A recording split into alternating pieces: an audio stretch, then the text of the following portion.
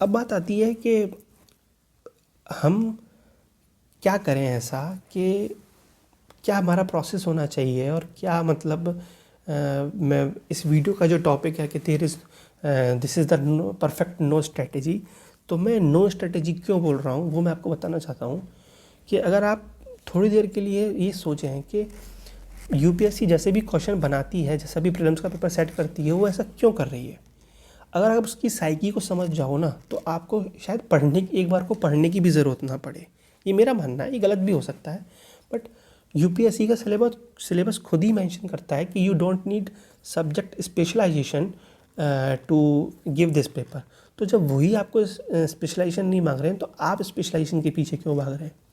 ठीक है, तो यूपीएससी ऐसा पेपर सेट करती है कि आपको वो ये भी बोल रही है कि वो सब्जेक्ट का स्पेशलाइजेशन नहीं चाहिए, पर वो क्वेश्चंस भी ऐसे देती है जो हर साल मतलब ईयर ऑन ईयर बेसिस जो क्वेश्चन टफ होते जा रहे हैं, जो हमें लग रहा है कि क्वेश्चन टफ हैं लेकिन हम उनको कर नहीं पाते, या फिर जो भी उसकी टफनेस है, जो हमको उसकी टफनेस लगती है, वो ऐसा क्यों हो रहा है।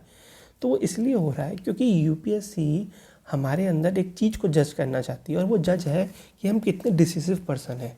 हम वो चाहते हैं कि उनको एक ऐसे एडमिनिस्ट्रेटर की खोज है जो चैलेंजिंग सिचुएशन में एक अच्छे तरीके से एक स्विफ्टली डिसीजन ले सके।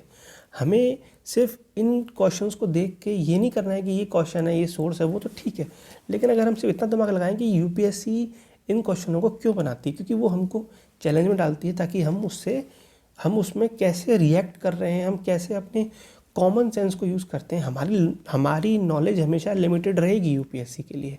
ठीक है, आप कितना भी पढ़ लो, नॉलेज का एक एक्सटेंट है ना कि आप उसको चाहे कितना भी बढ़ा लो, पर जितना आप उसको बढ़ाओगे उतना ही एरिया आप जितना आप नहीं जानते उसका भी बढ़ जाता है, तो वो कभी आप पूरा नहीं कर सकते। तो बात सिर्फ इतनी सी है कि आप अपने लिमिटेड नॉलेज को कैसे यूज़ करने वाले हो अपने एक्चुअल पेपर में, ये उसका चैलेंज होता है बस, इसलिए हमें पेपर टफ लगता है।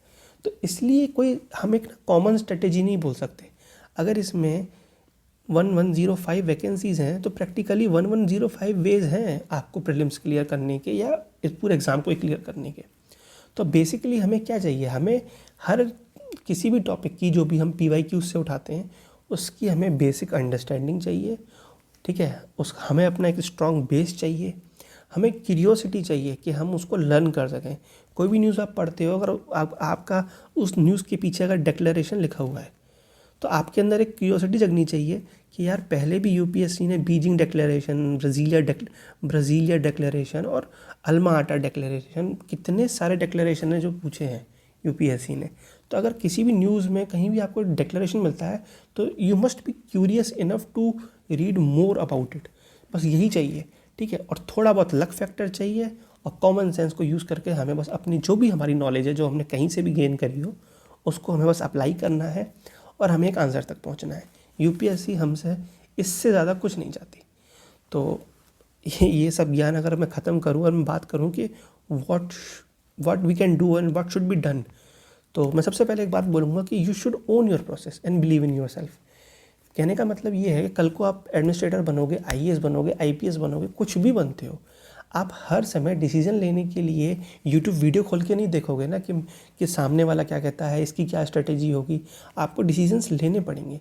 तो मेरे कहने का मतलब यही है कि मैं आपको कोई स्ट्रेटेजी नहीं बता सकता। कोई भी अगर आपको स्ट्रेटेजी बता रहा है, आपके पास hundreds of videos are available on YouTube where you can go and see the strategies के लोगों ने कैसे पेपर क्लियर किया है। बट मेरा ये मानना है कि वो आपके क्या है उसके, जब तक आप अपने प्रोसेस को ही ओन नहीं करते। पहले आप अपने आप में बिलीव तो रखें कि आप इस पेपर को क्लियर कर सकते हैं। आप बस बिलीव रखेंगे और आप जो भी प्रोसेस अडॉप्ट करते हैं, मैं आपको कोई स्ट्रेटेजी बताता हूँ, आप उसको अडॉप्ट करते हैं, तो वो आपकी स्ट्रेटेजी पर अगर आप उसको 100% बिलीव नहीं करते कि ये मेरी स्ट्रेटेजी है, जब उसमें आप अपने हिसाब से चेंज नहीं करते, तो जब तक मुझे नहीं लगता कोई सक्सेस आपको मिलने वाली है। तो इसलिए कोई स्ट्रेटेजी ऐसा सच नहीं है। हाँ, कुछ एक चीज़ें हैं जो मैं आपको बताना चाहता हूँ, जैसे कि आप सबसे पहले क्या कर सकते, बनाइए उस चेकलिस्ट में आप सारे टॉपिक्स को लिख लीजिए, और जो भी आपका टॉपिक होता जाए उस चेकलिस्ट में से कि भाई ये चेकलिस्ट है, ये हो गया, ये चेकलिस्ट में ये नहीं हुआ, जो होता जा रहा है उसे काटते जाइए कि ये हो गया, ये हो गया, ये हो गया, ये नहीं हुआ, ये आप करते चलिए। ठीक है, उसके बाद आपको जो आपको चेकलिस्ट बनानी है ना, उसमें आपको जो पढ़ाई करनी है वो आपकी प्रायोरिटी होनी चाहिए। आपकी जो प्रायोरिटी, अगर आपको पहले मुग़ल पीरियड पढ़ना है तो आप मुग़ल पढ़िए, अगर आपको पहले बुद्धिज़्म पढ़ना है तो पहले बुद्धिज़्म पढ़िए। पर मेरे कहने का मतलब है कि अगर आप पहले ऐसे किसी टॉपिक को लेके, अब आप किसी ऐसे टॉपिक को लेके बैठ गए जिसकी यूपीएससी में इतनी वैल्यू नहीं है, पर आप उसको पढ़े जा रहे हो, जैसे कि आपने मान लीजिए आपने सर्कस के बारे में पढ़ना शुरू कर दिया आर्ट एंड कल्चर में, तो कोई मतलब नहीं है ना। जब तक आप आर्किटेक्चर को ख़त्म करिए, आप डांसेस को ख़त्म करिए, आप म्यूज़िक को ख़त्म करिए, जब आपका ये सारा हो जाए, जब आप एक्स्ट्रा पढ़ाई कर सकते हैं, जब तक आपका वो नहीं हुआ तो आप क्यों उसको परेशान हो रहे हैं उसके लिए। दूसरी बात, डेली प्रैक्टिस। आप डेली PYQs की प्रैक्टिस करिए। 10 क्वेश्चन लीजिए, 20 क्वेश्चन लीजिए, 30 क्वेश्चन लीजिए, आपकी जो भी कैपेसिटी है आप उतने क्वेश्चंस लीजिए। लेकिन बात यह है, पहले आप इन क्वेश्चन को डिलीजेंटली अटैम्प्ट करिए, और अटैम्प्ट कर लेने के बाद आप एक अलग से कॉपी बनाइए और उन क्वेश्चंस का आप एनालिसिस करिए। अगर आप ज़्यादा क्वेश्चन लेंगे तो फिर ये कि आप एनालिसिस ज़्यादा नहीं कर पाएंगे, तो आप 10 से 15 क्वेश्चन भी लेते हो तो वो एनालिसिस के हिसाब से ठीक होते हैं। 10 क्वेश्चन, 10 से 15, 12 क्वेश्चन भी ले सकते हैं अपनी कैपेसिटी के हिसाब से। आप उसको लें और उससे पढ़ाई करें। उससे पढ़ाई करने से क्या होगा कि आप क्वेश्चन भी करेंगे डेली बेसिस पे, और फिर उनका एनालिसिस भी करेंगे। और वो PYQs है तो आपको ये भी टेंशन नहीं है कि किसी कोचिंग का है या किसी का है, वो सीधे यूपीएससी ही पूछ रही है उन चीज़ों को। तो उसके लिए आप एक सेपरेट नोटबुक ज़रूर बनाएं। ये मैंने भी बना रखी है और ये आप भी बनाइए अपने लिए, ठीक है। डिजिटल भी हो सकती है और ये फिज़िकल फॉर्म में भी हो सकती है, उससे कोई फ़र्क नहीं पड़ता, बस आप अपने लिए बनाइए। तीसरा पॉइंट जो मेरे हिसाब से सबसे इम्पॉर्टेंट है, you have to prepare yourself for the D-Day। सबसे ज़्यादा गलतियाँ यहाँ पे होती हैं और सारी स्ट्रेटेजी इसी चीज़ की है। देखिए, 28 मई को आपको पेपर देना है और उस दिन आप अपने आप को जैसे कंडक्ट करने वाले हैं ना, आपको अगले 3 महीने अपने आप को वैसे ही कंडक्ट करने में या वैसे ही इन्वायरमेंट में डालने की आदत डालनी पड़ेगी, ठीक है। तो अगर उसमें मैं सबसे पहले बात बोलूँ कि आपको क्या करना है कि आप अपने लिए एक पेपर सॉल्विंग स्ट्रेटेजी बनाइए। पेपर सॉल्विंग स्ट्रेटेजी से मेरा मतलब ये है कि आप अपना GS का, चाहे वो GS 1 का पेपर हो, चाहे वो CSET का पेपर हो, आप उसे अटैम्प्ट कैसे करेंगे, अटैम्प्ट करने का आपका वे क्या होगा। आपके पास 2 आवर्स हैं, आप उन 2 आवर्स का डिवीज़न कैसे करोगे 100 क्वेश्चंस में फॉर GS एंड 80 क्वेश्चन में फॉर CSET, ये आप कैसे करोगे। अगर आपके पास इसकी स्ट्रेटेजी है तो आप मैं बोलूँगा आपका 80% काम हो गया। क्योंकि देखिए, दिक्कत ये होती है कि हम उस दिन अपने 2 घंटे मैनेज नहीं कर पाते, इसलिए हम बाहर हो जाते हैं। हम साल भर पढ़ाई करते हैं लेकिन हम 2 घंटे में गलत काम करते हैं या गलत एक स्ट्रेटेजी पकड़ लेते हैं, इस वजह से हमारे को दिक्कत होती है। तो ये हमें नहीं करना है, इससे हमें बचना है, ठीक है।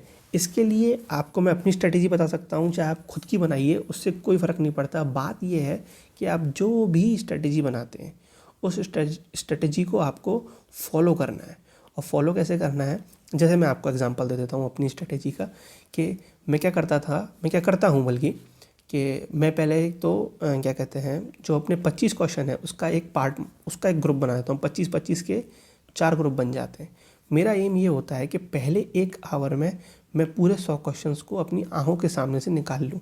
यानी कि मैं 25 क्वेश्चन का जो एक सेट है उसको अपनी आँख से 15 मिनट के सामने निकाल लेता हूँ। 15 मिनट में मैं 25 क्वेश्चन करूँगा, आधे घंटे में जो है मेरे 50 क्वेश्चन देख लूँगा, 45 मिनट्स में 75 क्वेश्चन हो जाएंगे। और अगर पूरे 60 मिनट्स में, या इवन मैं बोलूँ कि वो 70 मिनट्स भी हो जाते हैं, या 75 मिनट्स, मतलब 1 घंटा 15 मिनट भी हो जाते हैं मुझे, और मैं अपने सारे क्वेश्चन देख लेता हूँ 100 क्वेश्चन, तो मेरे लिए बहुत अच्छी बात है। होता क्या है, इस राउंड में जो मेरा ये फर्स्ट इटरेशन होता है, फर्स्ट राउंड में मैं क्या करता हूँ, सिर्फ उन्हीं क्वेश्चन को, स्ट्रिक्टली उन्हीं क्वेश्चंस को मैं मार्क करता हूँ या उनका आंसर मार्क करता हूँ अपनी OMR में, जिसके आंसर में मैं 120,000, 100 लाख जो भी % आप लगा लो, उतना श्योर हूँ कि वो सही है। अगर वो नहीं होता तो मैं उसको बिल्कुल मार्क नहीं करता। अब होता क्या है कि जो 25-25 के जो हमारे क्या कहते हैं 4 मेरे वो बन जाते हैं ब्लॉक, इसमें अगर आप मान लीजिए ऑन एन एवरेज अगर इन 25 क्वेश्चनों में से मुझे इसमें 7 क्वेश्चन आते थे, इसमें 8 आते थे, इसमें 9 आते थे, इसमें 10 आते थे, कितने भी हों, मैं एक एवरेज लेके चल रहा हूँ कि अगर आप इसमें 30 से लेकर 35 क्वेश्चंस तक भी अगर आप ऐसे मार्क कर देते हो पहले 1 घंटे में या 1 घंटे 15 मिनट में, जो आपको एग्जैक्टली आ रहे हैं, ये कम भी हो सकता है, मैं ये नहीं बोलूँगा ये यही रहेगा, पर अगर आप इतने कर देते तो आप इसका मतलब समझ रहे हैं कि अगर आप 30 से 35 कर रहे हो तो यानी कि आप 60 से 70 मार्क्स आप अपने पेपर में ला चुके हो। अब आपका सारा काम ये है कि जो क्वेश्चन आपसे नहीं हुए हैं, जब जिनमें आपको डाउट था, उनमें आपने कुछ तो एलिमिनेट किया होगा फर्स्ट राउंड में कि इसमें कुछ एलिमिनेशन होगा, कुछ क्वेश्चन होंगे जो आपको छूने ही नहीं है, ठीक है, जो आपको पता है कि आपसे नहीं होने वाले, बिल्कुल आपको कोई आइडिया ही नहीं है, तो ऐसे क्वेश्चनों को तो आपको देखना ही नहीं है। सेकंड राउंड में क्या होगा ना, आपके पास आपका बोझ कम हो जाता है, और फिर आपको करना क्या है कि आपने जितने भी, मान लीजिए आपने 35 क्वेश्चन अटैम्प्ट किए हैं, और मेरा अगर मुझे पता है कि मेरा रेंज 80 से 85 तक जाता है क्वेश्चन तक, तो मुझे पता है कि मुझे अब 50 से 55 क्वेश्चनों में, 45 क्वेश्चनों में मुझे अब इंटेलिजेंट गैसिंग करनी है, और मुझे कुछ नहीं करना है कि इन सारे क्वेश्चनों में मुझे क्यूमुलेटिवली एट लास्ट जो मेरा नेट होना चाहिए वो पॉजिटिव आना चाहिए, और जो आता ही है, ऐसा नहीं है कि आपको वो नहीं आएगा, ठीक है। कट ऑफ अगर हम देखें तो 87 पिछले साल कट ऑफ गई थी 2021 में, तो 87 कट ऑफ को अगर आपको लाना है और आप 70 मार्क्स स्कोर कर चुके हो तो आपको 20 मार्क्स ही तो और बढ़ाने हैं। और अगर आप 45 क्वेश्चन भी करते हो और उसमें मैं मानता हूँ अगर आप 21 सही करते हो और 24 गलत करते हो, ठीक है, तो अगर आप इस रेशियो को भी एक हाइपोथेटिकली मानो तो आपके ये हो जाते हैं 42 मार्क्स और ये हो जाते हैं आपके 16 नेगेटिव में। तो अगर आप इनको भी क्यूमुलेटिव स्कोर देखोगे तो आप इसका ये हो जाएगा आपका 26 मार्क्स का, 26 मार्क्स आपके पॉजिटिव में आते हैं। अगर आपने 70 मार्क्स पहले से अचीव कर रखे हैं तो आप इसमें इसको जोड़ो तो ये हो जाएगा आपका 90 मार्क्स या 96 मार्क्स, आपकी कट ऑफ ईजीली क्रॉस हो रही है।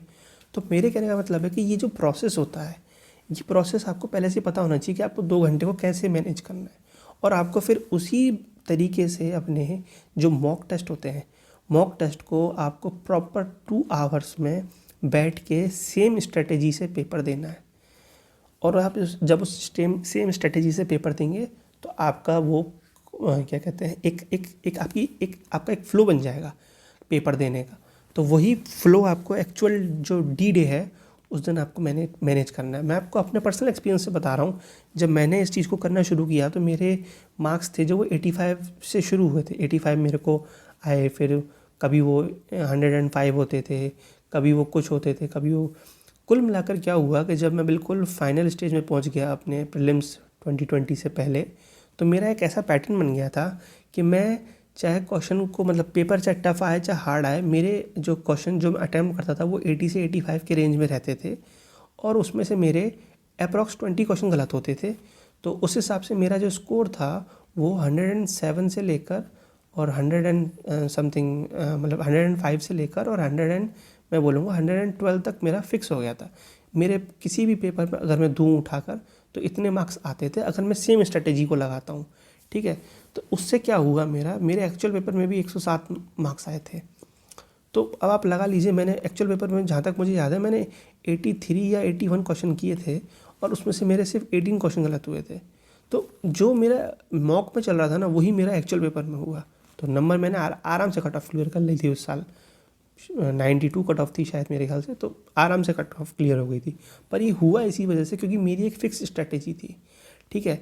और मैं ये पहले भी गलती कर चुका हूँ कि मैं 2019 वाले अटैम्प्ट में मैंने किसी और की स्ट्रेटेजी फॉलो करना शुरू किया और मैंने ना उस स्ट्रेटेजी को टेस्ट किया था अपने मॉक पेपर में, मैंने कुछ भी नहीं किया, और मैंने सीधे यूपीएससी प्रीलिम्स में जाके मैंने उस स्ट्रेटेजी को ना अडॉप्ट करने की कोशिश करी। और हुआ क्या, मुझे उसकी आइडिया नहीं था, मेरा इतना गंदा पेपर हुआ दैट मेरे कट ऑफ से बहुत कम नंबर आए थे। मैंने एक वीडियो बना रखा है, उसमें सब बताया मैंने उसके बारे में। तो बस हमें कुछ नहीं करना है, हमें बस अपनी इसी स्ट्रेटेजी को प्रैक्टिस करते जाना है और कुछ नहीं करना है। जैसे ही हमारी वो स्ट्रेटेजी परफेक्ट हो जाती है, अगर आपको लग रहा है कि ये स्ट्रेटेजी नहीं जम रही है, अगर आप सोचते हो कि देखो लोग ऐसे भी होते हैं कि जो पूरे 100 क्वेश्चन करने की कोशिश करते हैं, या फिर 100 नहीं होते तो वो 90 प्लस करने की कोशिश करते हैं। लोग ऐसे भी प्रीलिम्स निकालते हैं जो फिक्स 70 क्वेश्चंस करते हैं, और कुछ मेरे जैसे भी होते हैं, मैं कहूँगा मैक्सिमम मेरे जैसे ही होते हैं, जो कहीं ना कहीं मिडिल में लाइक करते हैं। तो आप कहीं भी लाइक करो, आप ये 90 वाले हो, 70 वाले हो या 80-85 वाले हो, कोई फ़र्क नहीं पड़ता। सब तरीके के लोग प्रीलिम्स निकालते हैं। बात ये है कि उनको ये एग्जैक्टली पेपर से पहले बहुत अच्छे से पता होता है कि हम कौन से वाले हैं। थोड़ा बहुत एडजस्टमेंट आपको पेपर का लेवल देख के करना पड़ता है उस दिन। जैसे मान लीजिए आप 85 करने वाले हो लेकिन पेपर थोड़ा हार्डर साइड पे है, तो आप 80 कर लो, कोई दिक्कत नहीं है। 78 कर लो, कोई दिक्कत नहीं है। पर अपनी आपको एफिशिएंसी पता होगी ना कि आप कितने इफेक्टिव हो। ठीक है, आपको अपनी ग्रोथ पता होनी चाहिए कि अगर मैं तुक्के मारता हूँ तो मेरे कितने तुक्के सही होते हैं, वो परसेंटेज क्या है। तो वो सारा एनालिसिस आपको प्रीलिम्स से पहले आपको पता होना चाहिए। प्रीलिम्स में जाके तो आपको सिर्फ वो कहते हैं ना कि आप प्रीलिम्स को ट्रीट करो as any other mock test, वो तभी हो पाता है जब आपने मॉक टेस्ट को एक पर्टिकुलर स्ट्रेटेजी के साथ दिया है, जो आपकी खुद की पर्टिकुलर स्ट्रेटेजी है। ठीक है, तो उसके अलावा अगर आप कोशिश करेंगे कि मैं एंड अब यहाँ पे कहीं और स्ट्रेटेजी अपनाऊँ और एंड में जाके कुछ और, बिलीव मी, अगर आप इसी स्ट्रेटेजी को, चाहे वो आप मेरी फॉलो करो, अपनी बनाओ, या किसी और थर्ड पर्सन की फॉलो करो, चाहे आप AER 1 की करो, चाहे AER 300 की करो, किसी की भी करो, बस उसको अपना बना लो। उसको ना अपने एकदम ब्लड के अंदर तुम सर्कुलेट कर लो कि बस इसी तरीके से मैं पेपर करूँगा और क्या करूँगी। तो उससे आपका, मैं बता रहा हूँ, बहुत आसानी मिलेगी आपको पेपर्स को सॉल्व करने में। तो मेरी तरफ से इस वीडियो में फ़िलहाल तो इतना ही। वीडियो बहुत लंबा हो गया, मैंने सोचा नहीं था इतना लंबा मुझे बनाना है वीडियो, बट फिर भी अभी इसमें बहुत सारी चीज़ें रह गई हैं। तो मैं अब सेकंड पार्ट भी सेकंड कोई वीडियो बनाऊंगा इससे रिलेटेड, इसमें मैं PYQs को और थोड़ा बहुत करंट अफेयर को कैसे पढ़ना है, और जो थोड़ा बहुत मैं यहाँ छोड़ रहा हूँ तो उसके बारे में और मैं वीडियो बनाऊँगा। बट फ़िलहाल के लिए